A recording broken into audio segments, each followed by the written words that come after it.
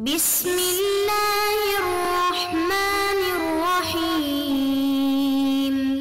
بسم الله الرحمن الرحیم الحمد للہ وکفا والصلاة والسلام علی من لا نبی بعد اما بعد. عزیز طلباء، کتاب الہدایہ جز 40 کا سبق نمبر 293 ہیں، اور اس سبق میں مثل جنس الاختلاف فی تلقی الملک من واحد بسببین مختلفین کے متعلق بات کریں گے، اور کتاب کی عبارت ولو كانت فی ید ثالث سے لے کر فہو بمنزلۃ اقامتها علی النتاج فی ید نفسہ تک ہوگی. آتے ہیں سبق کے متعلق اصول کی طرف. تو اصل نمبر 1، الملک لا يتلقى الا من المالک، کہ ملک صرف اور صرف مالک ہی سے حاصل کیا جا سکتا ہے، غیر مالک سے حصول ملک ممکن نہیں ہے. نمبر 2، الملک المطلق يثبت من الاصل فلذا يستحق الزوائد، ملک مطلق اصل اور بنیاد سے ثابت ہوتا ہے، اسی وجہ سے جس کے لیے ملک مطلق کا فیصلہ کیا جائے وہ زوائد یعنی بچے وغیرہ کا مستحق ہوتا ہے. نمبر 3، بینۃ ذی الید علی الدفع معتبرۃ، یہ قابض کا بینہ دفع کرنے کے لیے معتبر ہے. یہاں سے دو بیانات میں سے ایک بینہ کو کس بنیاد پر ترجیح دیں گے، کس کو مقدم اور کس کو مؤخر کریں گے، اس اعتبار سے میں ثلاثہ کی 3 اصول بیان کرتے ہیں. تو سب سے پہلے امام اعظم ابو حنیفہ رحمہ اللہ تعالی کا اصل ذکر کرتے ہیں. امام صاحب فرماتے ہیں کہ صاحب التاریخ الاقدم اولا اذا ارخ، کہ پہلی تاریخ کا جو مالک ہے وہ مقدم اور اولا ہے بشرط کہ وہ تاریخ بیان کریں. وَإِلَّا يُقَدَّمُ الْخَارِجُ عَلَى ذِي الْيَدِ، اور اگر اسبقیت بالتاریخ نہ ہو تو غیر قابض کو قابض پر مقدم کیا جائے گا. وَإِلَّا فَيُنَصَّفُ وَلَا عِبْرَةَ بِالْإِنْفِرَادِ بِالتَّارِيخ، اور اگر ترجیح کی وجہ بھی موجود نہ ہو تو اس صورت میں دونوں کے مابین نصف نصف کا فیصلہ ہوگا اور انفراد بالتاریخ کا کوئی اعتبار نہیں کیا جائے گا. اصل نمبر 2، اصل ابی یوسف رحمہ اللہ تعالی، دوسرا اصل قاضی ابو یوسف رحمہ اللہ تعالی کا ہے. وہ فرماتے ہیں کہ صاحب التاریخ الاقدم اولا اذا ارخ، کہ پہلی تاریخ کا جو مالک ہے وہ مقدم اور اولا ہے بشرط کہ وہ تاریخ بیان کریں. ثم الواقت اولا من التارک، اس کے بعد جو وقت بیان کرتا ہے وہ اولا ہے اس سے کہ جو وقت کے تذکروں کو چھوڑ دیں. وَإِلَّا فَيُقَدَّمُ الْخَارِجُ عَلَى ذِي الْيَدِ، وگرنہ غیر قابض کو قابض پر مقدم کیا جائے گا. اور اگر ترجیح کی یہ وجہ بھی نہ ہو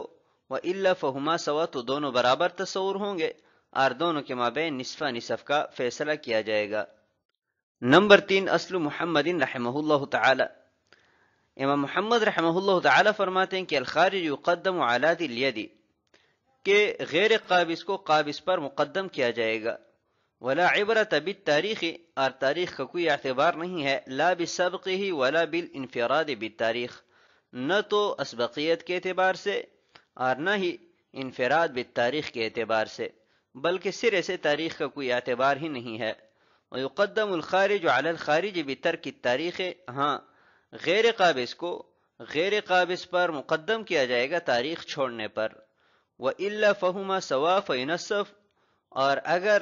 وجوہ ترجیح میں سے ذکر کردہ وجوہ میں سے کوئی نہیں ہے تو دونوں برابر تصور ہوں گے اور نصف نصف کا فیصلہ کیا جائے گا. آتے ہیں کتاب کی عبارت کی طرف. فَلَوْ كَانَتْ فِي يَدِ ثَالِثٍ وَالْمَسْأَلَةُ بِحَالِهَا فَهُمَ سَوَاءٌ عِنْدَ أَبِي حَنِيفَةَ رحمہ اللہ تعالی، اور اگر دار تیسرے کے قبضہ میں ہو اور مسئلہ یہی ہو تو دونوں امام اعظم ابو حنیفہ رحمہ اللہ تعالی کے نزدیک برابر ہے. وقال ابو یوسف رحمہ اللہ تعالی الذي وقت اولا، قال ابو یوسف رحمہ اللہ تعالی نے فرمایا کہ جس نے وقت بیان کیا وہ مقدم ہے. وقال محمد رحمہ اللہ تعالی الذي اطلق اولا، اور امام محمد رحمہ اللہ تعالی نے فرمایا کہ جس نے مطلق رکھا وہ مقدم ہے. لأنه ادعى اولیت الملک، اس لیے کہ اس نے پہلے مالک بننے کا دعویٰ کیا، بدلیل استحقاق الزوائد، زوائد کے مستحق ہونے کی دلیل سے، ورجوع الباعة بعضهم على البعض، اور بائعوں کا ایک دوسرے پر رجوع کی وجہ سے. ولو كانت في يد ثالث، اس عبارت میں مسئلہ بیان کر رہے ہیں کہ مثلا احمد کے قبضہ میں ایک مکان ہے اور اس پر حامد اور محمود دونوں ملکیت کے مدعی ہے، ہر ایک کہتا ہے کہ میں اس کا مالک ہوں، اور ہر ایک نے اپنے دعوے کو بینہ سے مبرہن کیا، لیکن ایک مدعی نے بینہ سے وقت ثابت کیا، یعنی اس کے گواہوں نے گواہی دیتے وقت وقت بیان کیا ہے، اور دوسرے کے گواہوں نے وقت بیان نہیں کیا بلکہ مل کے غیر مؤرخ پر بینہ قائم کیا۔ اب اس کی کس کے بینہ کو ترجیح ہوگی تو اس میں اختلاف ہے امام اعظم ابو حنیفہ، قاضی ابو یوسف اور امام محمد رحمہم اللہ تعالی کے مابین۔ امام صاحب فرماتے ہیں کہ دونوں برابر ہے اور دونوں کے مابین نصف نصف کا فیصلہ کیا جائے گا، اور قاضی ابو یوسف رحمہ اللہ تعالی فرماتے ہیں کہ جس نے وقت بیان کیا ہے وہ مقدم ہے، اور امام محمد رحمہ اللہ تعالی فرماتے ہیں کہ جس نے مطلق رکھا ہے اس کے حق میں فیصلہ ہوگا، وہ مقدم ہوگا۔ لأنه ادعى ولیۃ الملک، امام محمد رحمہ اللہ تعالی کی دلیل یہ ہے کہ اس نے پہلے مالک بننے کا دعویٰ کیا ہے، اور اس لیے بھی کہ ملک مطلق میں اگر مدعی کے لیے فیصلہ کیا جائے تو مدعا بھی کے جو زوائد ہے یعنی بچہ وغیرہ، تو اس کا بھی یہی مدعی مستحق ہوتا ہے۔ اور تیسری وجہ یہ ہے کہ اگر کوئی مستحق نکلتا ہے تو فروخت کرنے والے ایک دوسرے پر رجوع کرتے رہتے ہیں یہاں تک کہ اس ملک مطلق کے مدعی تک پہنچ جائے، تو یہ بھی اس بات کی دلیل ہے کہ یہ مالک ہے اور مقدم ہے۔ آتے ہیں عبارت کی طرف، ابی یوسف رحمہ اللہ تعالی ان التاریخ یوجب الملک فی ذلک الوقت بیقین، اور قاضی ابو یوسف رحمہ اللہ تعالی کی دلیل یہ ہے کہ اس وقت میں تاریخ یقینی طور پر ملکیت کو ثابت کرتا ہے، والاطلاق یحتمل غیر الاولیت،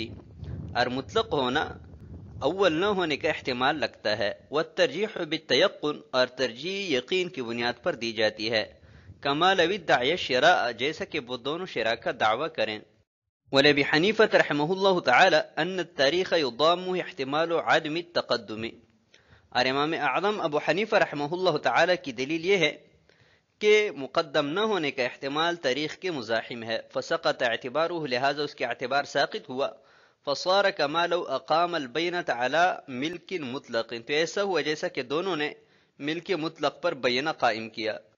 بخلاف الشراء لانہ امر حادث، برخلاف شراء اس لیے کہ وہ امر حادث ہے، فیضاف الی اقرب الاوقات، لہذا قریب وقت کی طرح اس کی نسبت کی جائے گی،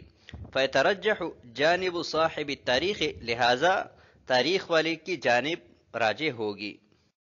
یہ مسئلہ چل رہا ہے کہ تیسرے آدمی کے قبضہ میں ایک مکان ہے، دو آدمیوں نے ملکیت کا دعویٰ کیا اور ہر ایک نے بینہ پیش کیا، ایک نے ملک مؤرخ پر اور دوسرے نے غیر مؤرخ پر، تو کس کے بینہ کو ترجیح ہوگی؟ امام صاحب کے ہاں دونوں برابر ہے، یہ پہلے بیان کیا گیا، اور امام محمد رحمہ اللہ تعالی فرماتے ہیں کہ جس نے مطلق چھوڑا ہے اس کے قول کو ترجیح دی جائے گی، تو یہ قول بھی بیان ہوا اور دلیل بیان کی گئی۔ قاضی ابو یوسف رحمہ اللہ تعالی فرماتے ہیں کہ صاحب تاریخ کے بینہ کو ترجیح دی جائے گی، تو یہاں سے قاضی ابو یوسف رحمہ اللہ تعالی کی دلیل بیان کر رہے ہیں۔ قاضی ابو یوسف رحمہ اللہ تعالی فرماتے ہیں کہ جس شخص نے تاریخ بیان کی ہے تو اس تاریخ کو اس کے بینہ سے یقینی طور پر اس کی ملکیت ثابت ہوتی ہے، اور جہاں تک اس بینہ کی بات ہے کہ جس میں تاریخ بیان نہیں ہوئی ہے، جس صاحب نے مطلق چھوڑا ہے، تو اطلاق میں دونوں احتمال ہے، یہ بھی ممکن ہے کہ دوسرے مدعی کی ملکیت اس سے پہلے ثابت ہوئی ہو، اور یہ بھی ممکن ہے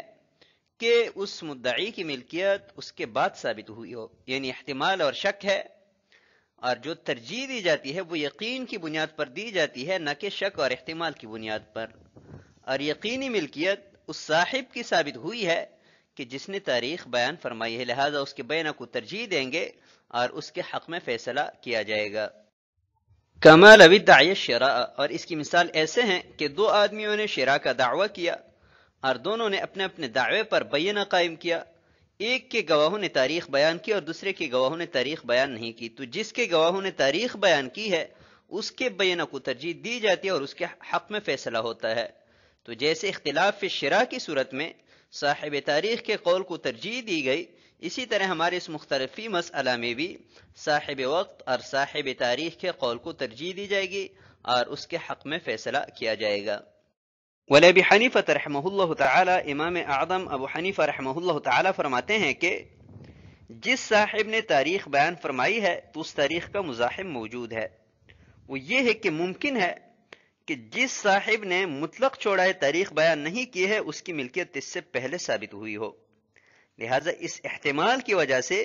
تاریخ کا اعتبار ساقط ہوا،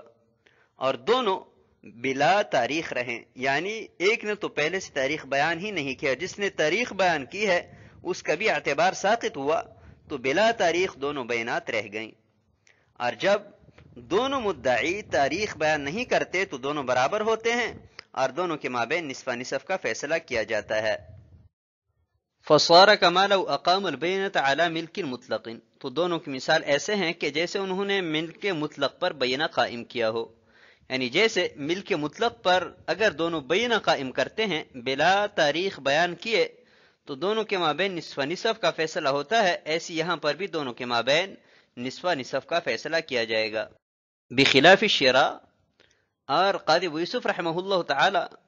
جو شراء پر قیاس کرتے ہیں تو قیاس کرنا درست نہیں ہے، اس لیے کہ شراء تو ایک امر حادث ہے، بائع اور مشتری کے لیے ایک نیا تصرف ثابت کیا جا رہا ہے، اور ضابطہ یہ ہے کہ امر حادث کی نسبت قریبی وقت کی طرف کیا جاتا ہے، اور قریبی وقت جو ہے وہ معلوم ہوتا ہے تاریخ سے، لہذا جس نے تاریخ بیان کی ہے تو اس معاملے میں اس کے قول کو ترجیح دی جائے گی۔ آتے ہیں اگلی عبارت کی طرف، قال وَإِنْ أَقَامَ الْخَارِجُ وَصَاحِبُ الْيَدِ كُلَّ وَاحِدٍ مِّنْهُمَا بَيِّنَةً بِالنِّتَاجِ فَصَاحِبُ الْيَدِ أَوْلَى، اور اگر قابض اور غیر قابض دونوں میں سے ہر ایک نے نتاج پر بینہ قائم کیا تو قابض مقدم ہوگا، لأن البینۃ قامت علی ما لا تدل علیہ الید، اس لیے کہ بینہ اس چیز پر قائم کیا گیا ہے کہ جس پر قبضہ دلالت نہیں کرتا، فاستوتا، لہذا دونوں بینات برابر ہوئیں، وترجحت بینۃ ذی الید بالید، اور قابض کا بینہ قبضے سے مرجح ہوا، فیقضى له، تو اس کے لیے فیصلہ کیا جائے گا، وہذا هو الصحیح، اور یہی صحیح قول ہے۔ خلافا لما يقوله عیسی بن ابان رحمہ اللہ تعالی انه تتهاترت البینتان، برخلاف اس کی کہ جو عیسی بن ابان رحمہ اللہ تعالی نے فرمایا کہ دونوں بینات ساقط ہوں گی، وَيُتْرَكُ فِي يَدِهِ، اور وہ چیز قابض کے قبضہ میں چھوڑی جائے گی غیر قضا کی طریق پر، وَلَوْ تَلَقَّى كُلُّ وَاحِدٍ مِّنْهُمَا الْمِلْكَ مِنْ رَجُلٍ، اور اگر دونوں میں سے ہر ایک نے کسی شخص سے ملکیت حاصل کی، وَقَامَ الْبَيْنَةَ عَلَى النِّتَاجِ عِنْدَهُ، اور اس کے پاس پیدا ہونے پر بینہ قائم کیا، فَهُوَ بِمَنْزِلَةِ إِقَامَتِهَا عَلَى النِّتَاجِ فِي يَدِ نَفْسِهِ، کہ اس کے قبضہ میں پیدا ہونے پر بینہ قائم کرنے کے درجہ میں ہے، لماذا کرنا، اس دلیل کی وجہ سے کہ جو ہم بیان کر چکے ہیں۔ قال وَإِنْ أَقَامَ الْخَارِجُ وَصَاحِبُ الْيَدِ كُلَّ وَاحِدٍ مِّنْهُمَا بَيْنَةً بِالنِّتَاجِ،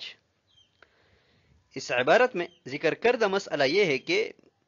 مثلا ایک جانور ہے، بکرا ہے یا بیل ہے، اس پر دو آدمیوں نے ملکیت کا دعویٰ کیا، دونوں میں سے ہر ایک یہ کہتا ہے کہ جانور میرے گائے سے یا میری بکری سے پیدا ہوا ہے، اور اس نتاج پر دونوں نے بینہ قائم کیا۔ ابھی ہم کس کے حق میں فیصلہ کریں گے؟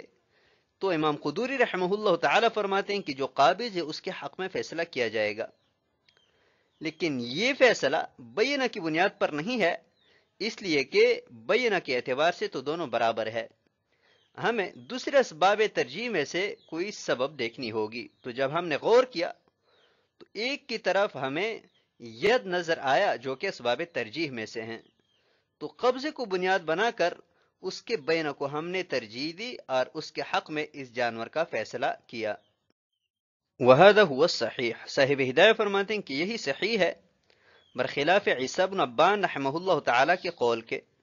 وہ فرماتے ہیں کہ بینہ پیش کرنا اور نہ کرنا دونوں برابر ہے، لہٰذا بینات تو ساقط الاعتبار ہو جائیں گی، اور بغیر فیصلہ کے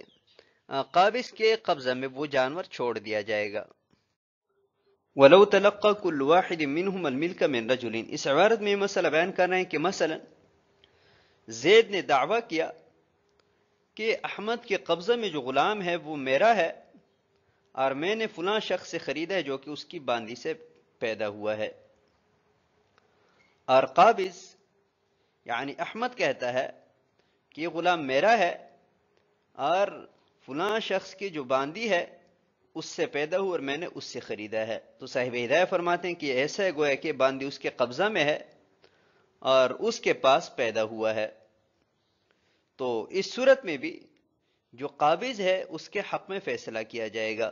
اس لیے کہ بینات دونوں کی برابر ہے، تو بینہ کی بنیاد پر فیصلہ نہیں ہوگا بلکہ اسباب ترجیح میں سے کسی اور سبب کی تلاش کریں گے۔ تو تلاش کرنے کے بعد ہمیں معلوم ہوا کہ ایک قابض اور ایک غیر قابض ہے، اور قبضہ جو ہے یہ اسباب ترجیح میں سے ہیں، تو اس بنیاد پر ہم نے قابض کے بینہ کو ترجیح دی۔ تو آج کے سبق کو ہم اسی پر ختم کرتے ہیں۔ والسلام علیکم ورحمۃ اللہ وبرکاتہ۔